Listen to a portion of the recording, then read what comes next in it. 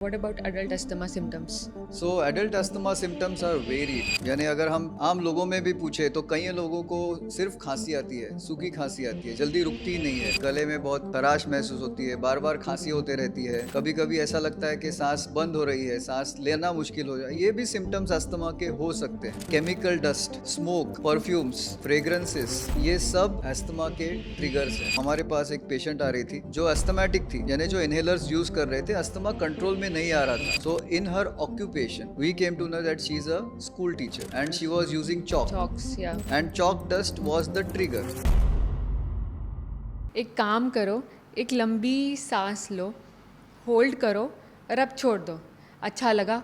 The easiest way to live life is just keep breathing. जी हाँ, तो क्या हुआ अगर किसी को अस्थमा है? वो भी उतनी ही आसानी से अपनी लाइफ लीड कर सकता है जैसे कि एक नॉन अस्थमेटिक पर्सन। नमस्ते and welcome everyone to another episode of beyond the pill where health meets conversation. I am your host doctor Chetna और आज वर्ल्ड अस्थमा डे है। This year's theme is asthma education empowers. So in today's episode of Beyond the Pill, we will be talking about what is asthma, the myths around it, and the methods to manage asthma. Joining us today is Dr. Salil Bendre, the Director of Pulmonary Medicine, currently working at Nanavati Super Speciality Hospital, who was an ex-professor at KJ Somaya Medical College and Hospital, also a president of Environmental Association, and holds a 25 years of experience in the field of pulmonary medicine. Hello, doctor. Welcome to Beyond the Pill. So, today I want you to start this session by answering my question on what is childhood asthma and what are the basics of asthma and how is it different from adult asthma. So first of all, thank you for inviting me for this wonderful program Beyond the Pill. तो आज हम जानकारी लेंगे asthma यानी दमा इस बीमारी के बारे में। Correct. और जैसे आपने मुझे पूछा कि अस्थमा क्या एग्जैक्टली होता है, क्यों होता है, तो अस्थमा ये सांस की नलियों की बीमारी है जिसमें सांस की नलियाँ सिकुड़ जाती है, नैरो हो जाती है, और जिसके वजह से सांस फूलना, खांसी आना या चोकिंग सेंसेशन या सांस लेने में कठिनाई, ऐसे सिम्टम्स पाए जाते हैं। और आपने पूछा मुझे कि बच्चों में और लोगों में, बड़े लोगों में क्या अस्थमा की फ़र्क है, तो काफ़ी फ़र्क है क्योंकि बच्चे कह नहीं पाते हैं। पहली बात, a child who is 6 year old, 7 year old, he may not be able to express. वो बोल नहीं पाएगा कि मुझे सांस की तकलीफ़ हो रही है, वो रोने वाला है जी. या वो सांस नहीं ले पाएगा, एक ग्रंटिंग साउंड करेगा जो एक्चुअली अस्थमा की निशानी हो सकती है, अस्थमा की शुरुआत हो सकती है। सो ये बहुत इंपॉर्टेंट है कि हर कोई बच्चा जिसको खांसी हो, जिसको सांस लेने में तकलीफ हो रही हो, या जो रात को सो नहीं रहा है, काफ़ी बार मुंह खोल के सांस ले रहा है, ये भी कुछ सिम्टम्स हो सकते हैं कि एक्चुअली उसको अस्थमा की शिकायत हो। सो इसमें फ़र्क यही रहता है कि बच्चे हर टाइम कह नहीं पाएंगे। हमें जब डॉक्टर, एज ए डॉक्टर, हम स्टेथोस्कोप से चेक करते हैं तो हमें एक विशिष्ट प्रकार की आवाज़ सुनाई देती है जिसे हम विस्लिंग या वीजिंग साउंड कहते हैं, Okay. जो अस्थमा की वेरी कैरेक्टरिस्टिक साउंड होती है, जिससे हमें शक होता है कि ये मरीज़ को या ये बच्चे को अस्थमा हो सकता है। फिर हम उस पर विश्लेषण करते हैं, इन्वेस्टिगेशंस करते हैं और हम जान सकते हैं कि ये एक्चुअली अस्थमा ही है कि नहीं है। And what about adult asthma? मतलब जैसे अभी आपने एक्सप्लेन किया कि चाइल्डहुड सिम्टम्स ऐसे होते हैं, what about adult asthma symptoms? So adult asthma symptoms are varied. यानी अगर हम आम लोगों में भी पूछे तो कई लोगों को सिर्फ खांसी आती है, सूखी खांसी आती है, जल्दी रुकती ही नहीं है। अभी हम मुंबई में भी पूछेंगे या कहीं पे भी जहाँ पे वायु प्रदूषण बहुत ज़्यादा है, तो लोग कहते हैं हमें गले में बहुत खराश महसूस होती है, बार बार खांसी होते रहती है, कभी कभी ऐसा लगता है कि सांस बंद हो रही है, सांस लेना मुश्किल हो जाए। ये भी सिम्टम्स अस्थमा के हो सकते हैं। ओके.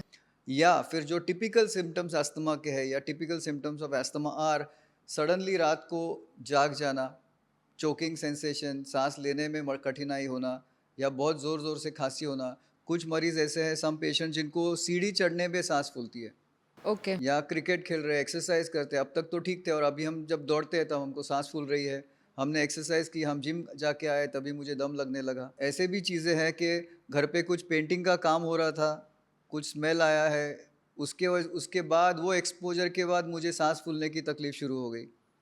सो इन शॉर्ट, खांसी आना, सांस फूलना, सीने में से एक विस्लिंग साउंड या वीजिंग की साउंड सुनाई देना, ये कॉमन सिम्टम्स है जब हम सोच सकते हैं अस्थमा, या patient should take immediate consultation with a chest physician. मतलब कुछ भी ऐसे सडन चेंज अगर फील हो रहा है बॉडी में या बिल्कुल, एक्टिविटी करने में, तब यस। पेशेंट ने फिर कंसल्ट करना चाहिए. Yes. So just now you mentioned about the painting. Yeah. तो ऐसे बहुत सारे ट्रिगर्स होते हैं या फिर एलर्जीज होती है जिससे Correct. भी ये सिम्टम्स होते हैं, but then that's need not necessary कि किसी को अस्थमा ही है, राइट? Right. या फिर is there any connection between allergies and asthma? So ये बहुत ही डायरेक्ट और उम्दा सवाल किया आपने, क्योंकि एलर्जी का कारण ढूंढना यही अस्थमा का इलाज है. एलर्जी क्यों हो रही है? क्योंकि 90% लोगों को अस्थमा या दमा की वजह एक्चुअली कोई एलर्जी होती है, और वो एलर्जी इंडोर एलर्जन भी होते हैं. इंडोर मीन्स घरगुती और घर में ही, और बाहर के यानी आउटडोर एलर्जेंस. सो जैसे मैं कह रहा था कि घर पर कुछ पेंटिंग का काम चालू है या कुछ रिनोवेशन का काम चालू है, it can be enough of a trigger. जो वर्ड आपने यूज़ किया ट्रिगर, जैसे बंदूक में ट्रिगर होती है, वो ट्रिगर से वो अस्थमा सडनली शुरू हो जाता है. और सिंपल सी बात है, कई लोग जो सुन रहे हैं उनको शायद ये पता हो या ना हो, लेकिन अगरबत्ती जो यूज़ होती है, yes. Chemical dust, smoke, perfumes, fragrances, ये सब अस्थमा के ट्रिगर्स है. और एक प्यारा सा ट्रिगर भी है, क्योंकि लोगों को पेट्स बहुत अच्छे लगते हैं. सो फिर वो अच्छा सा पेट डॉग हो या किटन हो या पैरट हो. But what I mean to say कि हमें इन सब चीज़ों के बारे में सोचना चाहिए कि अगर हमको सिम्टम्स आ रहे हैं तो इन चीज़ों के वजह से भी हो सकते हैं. ओके. तो जो अगर जैसे अपने पेट्स के बारे में मेंशन किया, अगर घर में कोई अस्थमैटिक पेशेंट है तो क्या उन्होंने पेट नहीं रखना चाहिए? ओ नहीं नहीं, बिल्कुल नहीं. पेट्स तो मुझे भी पसंद आते हैं, और हम कोई प्राणी को ना यूज़ करें ना रहे ऐसी कोई बात नहीं कर रहे. लेकिन कोई मरीज़ है तो उसके लिए पहले तो इन्वेस्टिगेट करना चाहिए कि ट्रिगर्स क्या है. ओके, लाइक मैं सिंपल सी एग्जांपल देता हूँ. हमारे पास एक पेशेंट आ रही थी जो अस्थमैटिक थी, यानी जो इन्हेलर्स यूज़ कर रहे थे, अस्थमा कंट्रोल में नहीं आ रहा था. तो हम नेचुरली हिस्ट्री लेते हैं. हिस्ट्री सबसे इंपॉर्टेंट चीज़ होती है कि why you are getting this, when are you getting this attack. So in her occupation we came to know that she is a school teacher okay. and she was using chalk, chalks या. and chalk dust was the trigger. So the moment we said and we counseled कि नहीं, आपको शायद आपका teaching का एक तरीका change करना चाहिए, आपने चॉक अवॉइड करना चाहिए, या आप दूसरा कुछ राइटिंग पैड यूज़ करो टीचिंग के लिए, मार्कर्स. मार्कर्स यूज़ करो. The moment she did that, उनका अस्थमा ठीक हो गया, उनको इन्हेलर्स की भी ज़रूरत नहीं पड़ी. सो कहने का यही है कि अगर ट्रिगर हम जान सके और वही एक स्पेसिफिक ट्रिगर हो, तो वो अवॉइडेंस ही उसका उपचार होता है. लेकिन जैसे अब मैं मेरा एग्जांपल दूँ तो अगर गीले कपड़े मेरे रूम में पड़े होंगे या फिर अरोमा परफ्यूम्स यूज़ करेंगे तो मुझे थोड़ा सांस लेने में दिक्कत होती है, तो इसका मतलब ये तो नहीं है ना कि मुझे अस्थमा है. So what I mean to ask is allergies and asthmas interconnected हो सकते हैं, बट देन उन दोनों का ट्रीटमेंट सेम नहीं है, राइट? अस्थमा और एलर्जीज दोनों का ट्रीटमेंट अलग अलग हो सकता है. सो मैं यहाँ पे थोड़ा सा विश्लेषण करके बताता हूँ कि क्या है एलर्जी. ये जब हम सांस लेते हैं कोई भी चीज़, फिर वो फ्रेग्रेंस हो या धूप हो या कोई कापूर जलाता है, वो नाक से अंदर जा रही है. जिसको भी एलर्जी की संभावना नाक में हो, उनको छींके आना शुरू हो जाता है, किसी किसी के आँख से पानी आना शुरू हो जाता है, किसी को गले में खराश होता है, और किसी को एक्चुअली दमा की शिकायत होती है. तो ये सब सिम्टम्स एक कनेक्टेड है, यानी एलर्जी ये वजह है. फिर रनिंग नोज़ होना, स्नीजिंग होना भी पॉसिबल है. और ऑलमोस्ट 70% लोग जिनको बार बार सर्दी होना, बार बार छींके होना, जिसको हम एलर्जिक राइनाइटिस, उनमें से 70% लोगों को कहीं ना कहीं आगे जाके अस्थमा या दमा होने की पॉसिबिलिटी है. तो हम कैसे जाने कि ये अस्थमा ही है या नहीं है? उसके लिए ऑब्वियसली हम जैसे लोग बैठे हैं जिसको आप डॉक्टर्स कहते हैं.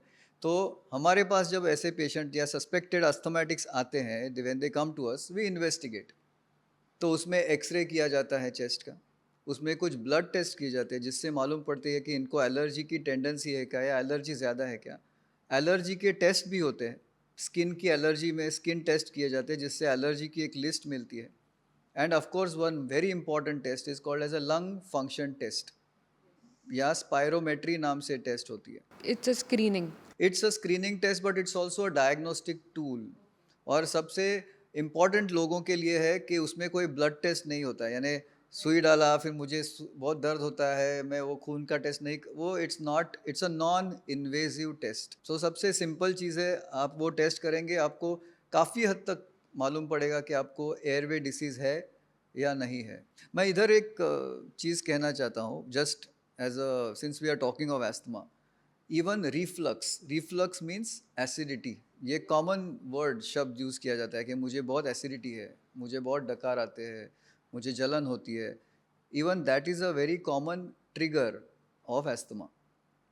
ओके, सो हमारे पास ऐसे भी काफ़ी पेशेंट्स हैं जिनको अस्थमा की शिकायत है, लेकिन उनका ट्रिगर उनका लाइफस्टाइल है, यानी टाइम पे खाना नहीं हो रहा है, या बहुत एसिडिटी हो रही है, या बहुत ऑयली या स्पाइसी खा रहे हैं, तो हम इन्हेलर्स दे रहे हैं, ठीक नहीं हो रहे, पर उनका लाइफस्टाइल उतना ही जिम्मेदार है उनकी तबीयत के हानि के लिए। Oh, this is So, something new. so that is very important. So in Okay. today's time, lifestyle diseases are increasing. तो अस्थमा को मैनेज करने के लिए लाइफस्टाइल चेंज भी एक one of the important criteria है, नो? बिल्कुल बिल्कुल। So now that you mentioned inhalers, तो कैन यू टेल अस कि इनहेलर्स का मैकेनिज्म क्या है या वर्किंग क्या है, and how is it used and why is it so important? So सबसे पहले ना हम यहाँ पे कुछ मिथ बस्ट कर देते हैं, यानी Please. कुछ गलत फहमियाँ होती है Yes. जो इतनी ठोस मन में फंसी रहती है कि नहीं, ये इन्हेलर मीन्स उसकी आदत पड़ने वाली है, इन्हेलर मीन्स मैं उस पर डिपेंडेंट हो जाऊंगा, इन्हेलर्स मैं कभी स्टॉप नहीं कर पाऊंगा, या सबसे बड़ा मिथ है कि इन्हेलर्स यानी स्टीरॉइड्स। Yeah, unfortunately yeah. सब में होता है, ऐसे नहीं कि हमारे देश में, पूरे दुनिया में ऐसा है कि इन्हेलर्स से आदत पड़ जाती है, ये संभावना, लेकिन unfortunate it is not so. First of all, what are inhalers? तो बीमारी अस्थमा कहाँ पर है? बीमारी लंग्स में। तो जब भी हम लोकली काम करने वाली दवा लेंगे, which are acting locally, locally means जहाँ तकलीफ है वहीं उपचार हो रहा है, तो करेक्ट. वो सबसे जल्दी काम करेगा, सबसे परफेक्ट काम करेगा, और कहीं पर दूसरी जगह शरीर पे उसका साइड इफेक्ट नहीं होगा। सो इन्हेलर वो रामबाण उपाय है कि आप इन्हेलर लेंगे तो दवा अंदर जाएगी, जो सांस की नलियाँ सिकुड़ गई है, those which had gone into a spasm, वो पूरी तरह खुल जाएंगी और मेंटेन रहेंगी। लेकिन इन्हेलर सिर्फ अभी मुझे ठीक लग रहा है, अभी मैं बंद कर देता हूँ, ऐसे कृपा करके नहीं करना है। जितने दिन, जितने हफ्ते, जितने महीने आपके डॉक्टर ने बोला है वो लेना है। इसके दो ही रीज़न है, एक, अस्थमा ये एक दिन की बीमारी नहीं, नहीं अभी है. अस्थमा है अभी कल नहीं है, लंबे अरसे तक लेना है, शायद कुछ हफ्ते भर लेना होगा। दूसरा, अस्थमा ये रिकरेंट बीमारी है, यानी अभी ठीक हो गया, वापस 1.5 महीने के बाद तकलीफ हो गई, again after 2 months, again after 3 months। So the best way to prevent asthma is to take inhalers regularly. Many people tell me, okay, sir, we will be addicted to it. Now let's consider one thing, diabetes medicine, people have to take that tablet. Lifelong, yes. Blood pressure medicine, people Yes. have to take that tablet. We never say I'm addicted to a diabetes tablet, addicted to a blood pressure tablet. So inhalers are not for addiction, they are for preventing the problem from worsening, and they are safe, absolutely safe. So you mean कि जैसे diabetes और hypertension है, वैसे similarly asthma के not be cured? It's a chronic problem, one. Second, triggers. Again we come back to the beginning कि अगर avoidance of allergens ये practice हो गया, अगर आपकी इम्यूनिटी अच्छी बन गई, अगर आपने लाइफस्टाइल चेंजेस कर दिए, asthma is a controllable problem. लेकिन मुंबई दिल्ली जैसी शहर में जहाँ पे एयर पोल्यूशन इतना है, वो इतना बड़ा रीज़न है अस्थमा का, वहाँ पे कैसे हम लोग प्रिकॉशंस ले सकते हैं एलर्जेंस कंट्रोल करने के लिए? सो अगर हम प्रिवेलेंस देखें अस्थमा का, कितने लोगों को अस्थमा होगा, so it will be what 10%, 20%, not 100%। Pollution तो सब लोग रहते हैं, सबको सबको अस्थमा तो है नहीं, नहीं है, राइट? यानी कुछ लोग को अच्छी तबीयत है, डेफिनेटली सम लोगों कुछ लोगों को प्रॉब्लम है। इधर हम बात कर रहे हैं कि जिनको अस्थमा है तो उनको क्या करना चाहिए। एक, पहली बात है, वक्त पे खाना शुरू करिए, डिनर टाइम 11, 11:30, सोना 12, 12:30, फिर 4 घंटा सो के ब्रेकफास्ट, लंच, डिनर, लंच 1:30, 2 बजे, 3 बजे। सो आप वो आपका time table, it starts from there. Smoking is a very common trigger of asthma. तो प्रिवेंशन में बहुत चीज़ें हैं जो कर सकते हैं। सिगरेट स्मोकिंग अवॉइड करना है, पैसिव स्मोकिंग अवॉइड करना है, क्योंकि हम आजकल वी सी दैट पब्स में जाना होता है, कहीं पे ग्रुप में बैठे हैं, मैं तो नहीं स्मोक कर रहा हूँ लेकिन मेरे कलीग स्मोक कर रहे हैं, even that is harmful for me. So again we come back to that कि हमको prevention is the cure. What about using mask? Like मुझे लगता है कि कोविड में ये चीज़ बहुत अच्छी हो गई कि देर आर पीपल जिनको बहुत फ्रिक्वेंटली लंग इश्यूज़ होते थे, तो आई थिंक उन्होंने भी वो मास्क पहनने का प्रैक्टिस तभी कोविड से स्टार्ट किया, तो उनके लिए वो काफ़ी बेनिफिशियल हो गया है. या so this can be used no yes, for mask managing. Mask is definitely very useful process of prevention. जैसे आप बोल रहे हो काफ़ी इन्फेक्शंस कम हो गए, इनफैक्ट टीबी का भी थोड़ा सा प्रिवेलेंस कम हो हो गया है गया है. मास्किंग की वजह से yes. During Covid times. Yes. So धूल, डस्ट, पोल्यूशन हमारी ज़िंदगी इर्द गिर्द है इसके, और ना तो हम उसको छोड़ सकते हैं ना वो हमको छोड़ सकते हैं. हमें उससे दोस्ती करनी है, किस हिसाब से दोस्ती करनी है एक दूसरे पे निर्भर है. लेकिन the bottom line is you need to take care of your health. Take help of yoga. It's a fantastic way of increasing your lung strength. Take help of physiotherapy, breathing exercises. Fantastic way of lung improving. So आपको vaccinations है. There is a flu vaccine, Flu vaccine, pneumonia vaccine, pneumococcal, yes. which can increase your immunity. So if you अगर आपको थोड़ी सी जानकारी अच्छी हो और आपको समझे कि आपका अस्थमा कैसे कंट्रोल किया जाए, तो शायद ये डिस्कशन भी नहीं आगे बढ़ेगा, यहीं पे रुक जाएगा कि अस्थमा हम मैनेज कर पाएंगे. तो अगर जैसे ऐसे टाइम पे किसी को ट्रिगर की वजह से सीवियर अस्थमा अटैक आ जाता है, तो ऐसे समय पे क्या कर सकते हैं आजू बाजू वाले भी और वो पेशेंट भी? चलो खैर पेशेंट तो शायद कुछ नहीं इतना मेजर ले पाएगा, but what about the people surrounding that person? So इसमें है ना दो चीज़ें हैं. एक, अगर किसी को मालूम है कि मुझे अस्थमा है, then he has to carry a inhaler with him.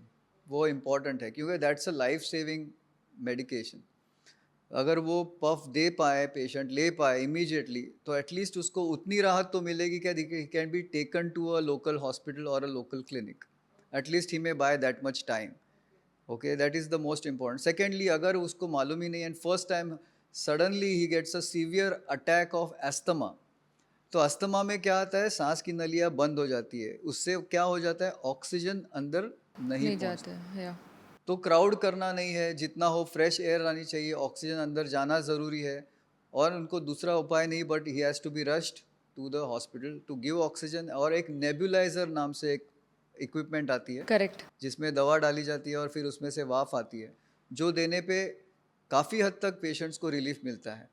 So in emergencies that is the only way it can be managed. Okay. So अगर चाइल्डहुड अस्थमा जैसे हम डिस्कस कर रहे हैं, अगर बचपन में ही किसी को अस्थमा हो जाता है, तो ऐसा है कि वो फिर लाइफ लॉन्ग रहता है? नहीं नहीं नहीं नहीं नहीं, ऐसा तो बिल्कुल नहीं है. In fact that's a very important question, क्योंकि चाइल्डहुड अस्थमा काफ़ी हद तक चला जाता है. Means I would say almost 70% जो बच्चे रहते हैं जिनको अस्थमा है, जैसे जैसे उनकी उम्र बढ़ती है, जैसे जैसे उनकी इम्यूनिटी इम्प्रूव होती है, द अस्थमा जस्ट ड्रॉप्स, वो बंद हो जाता है.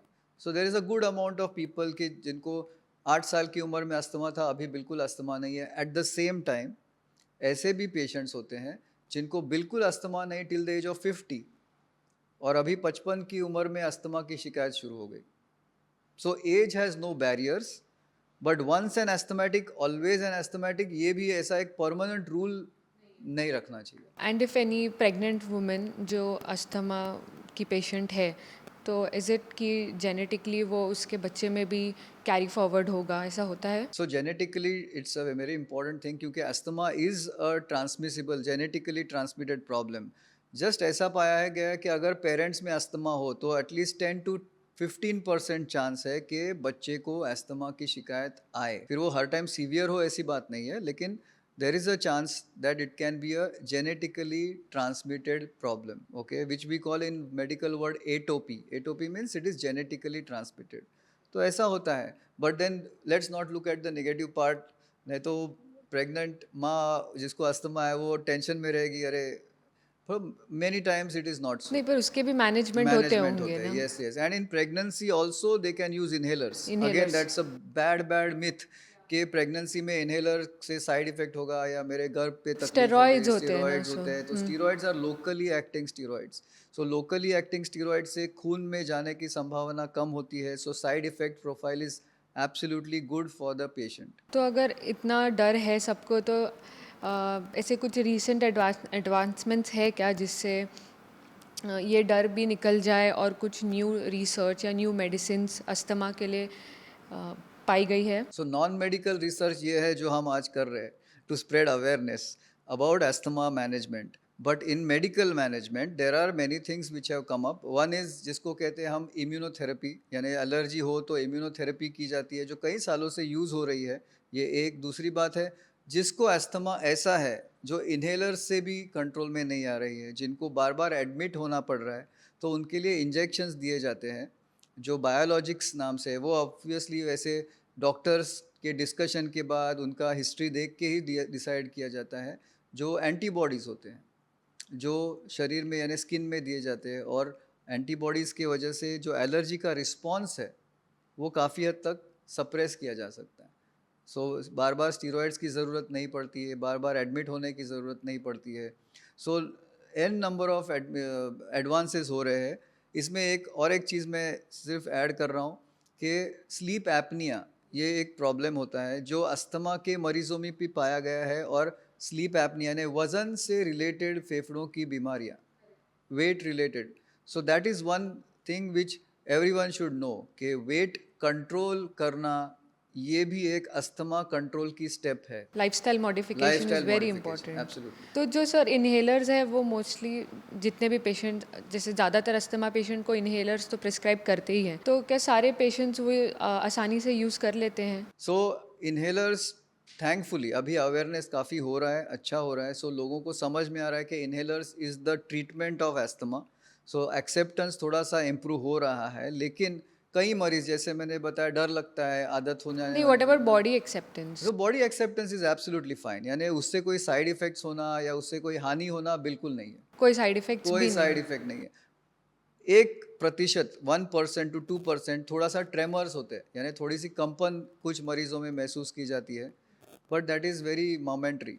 सो वो कुछ साइड इफेक्ट ऐसा नहीं है कि वो नहीं लेना चाहिए inhaler. Any breathing technique that you would like to tell us? So आया मुझे ऐसा लगता है हमारे जो धर्म है उसमें योगा को बहुत प्राधान्य दिया गया है, जिसमें प्राणायाम, अनुलोम विलोम, कपालभाति, ये जो एक्सरसाइजेस है जो हमारे साधु महाराज लोगों ने सिखाया है, हमें वही को रिविजिट करना चाहिए और हमें वो प्रैक्टिस करना चाहिए। और अगर सिंपल सी एक्सरसाइज पूछे तो फुगा रहता है, बर्थडे बलून्स जो कहते हैं, उसको ब्लो करना, जिससे एक एक्सपिरेटरी एक्सरसाइज है यानी सांस छोड़ने की एक्सरसाइज है, या लंबी सांस लेने की एक कसरत की भी मशीन आती है जिसको स्पायरोमीटर सर्मेट्री। कहते हैं, वो है। और जो मैं थोड़ा एंटरटेनमेंट के तौर पे पेशेंट्स को समझाता हूँ कि आप एक मोमबत्ती ले लो, उसको जला दो और फिर उसको फूंक मार के बुझा दो, फिर धीरे धीरे वो डिस्टेंस बढ़ाते जाओ। सो जितना डिस्टेंस आप दूर दूर लेके जाओगे उतना ज़ोर से आपको फूंक मारनी पड़ेगी। सो आपको खुद को समझेगा अभी आप कितना ज़ोर से फूंक मार रहे हो। सो एक अंदाज़ देता है कि मैं इतने डिस्टेंस पे कर रहा था, अभी मेरी डिस्टेंस बढ़ गई, मुझे मेरी ताकत बढ़ रही है। सो एक्सरसाइजेस काफ़ी हद तक अच्छे होते हैं, पर हर एक्सरसाइज के लिए please take advice from the doctor and the physiotherapist, जो बहुत इम्पॉर्टेंट है। तो सर लाइक यू मेंशन्ड कि ओबेसिटी में भी अस्थमा हो सकता है। अभी कोई अस्थमेटिक पेशेंट है जो ओबीज है, तो उसके लिए फिजिकल एक्टिविटी के लेवल्स क्या हो सकते हैं? ओबेसिटी के लिए the first thing is to weight reduction, उसमें डाइट तो आ ही जाएगा, प्लस स्टैटिक एक्सरसाइज कर सकते हैं। They can do a cycling, static cycling कर सकते हैं, स्ट्रेचिंग एक्सरसाइजेस हाई कर सकते हैं। इंटेंसिटी हाई इंटेंसिटी ट्रेनिंग नहीं बहुत हो पाएगा? डिफिकल्ट होगा, no, okay. That will be swimming, problem. Swimming जितना होता है, yes, now water physiotherapy, under water aquatic physiotherapy aquatherapy has या? Come up. बहुत कुछ है, जानकारी नहीं है। तो सर अगर अस्थमा ठीक से मैनेज नहीं किया तो what can be the long term complications of it? So जैसे मैं कह रहा था कि अस्थमा मीन्स एयरवे को नैरो होना, becoming narrow, and if you treat it correctly it will open completely, पूरा खुल जाना। लेकिन अगर ये इरेगुलर ट्रीटमेंट रहा या आधे पे ट्रीटमेंट छोड़ दिया तो ये परमानेंटली सिकुड़ जाते हैं, फिर खुल नहीं पाते हैं। सो जिसको धीरे धीरे धीरे वो पेशेंट को एक अलग बीमारी में कन्वर्जन होता है, जिसको हम कहते हैं COPD यानी chronic obstructive pulmonary disease.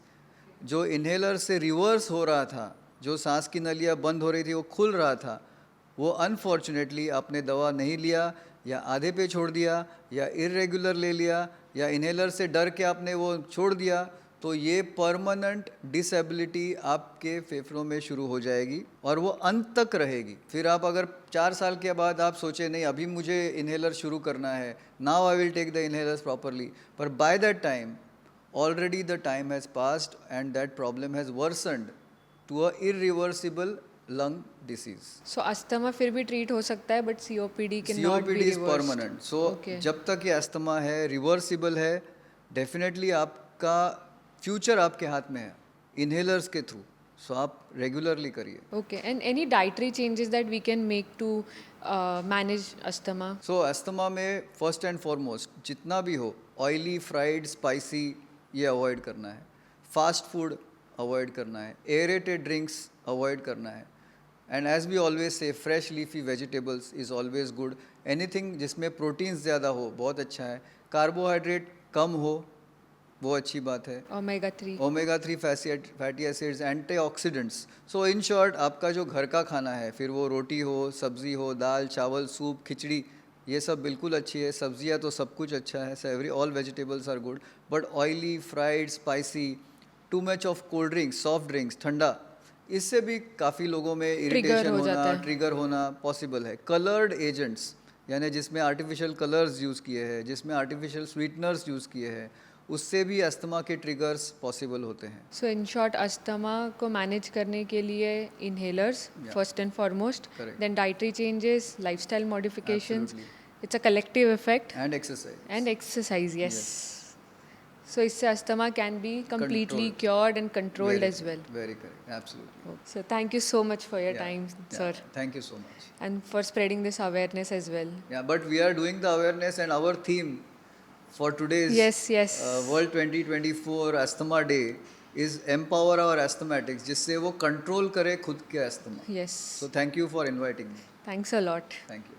Today we learned a lot about asthma, but remember, knowledge is only useful if you implement it. So try to raise awareness about this disease amongst yourself and your family members. Don't forget to subscribe our channel and follow our page on Instagram at Mankind Specialities for more insightful conversation on various health topics. Until then, stay informed, stay healthy.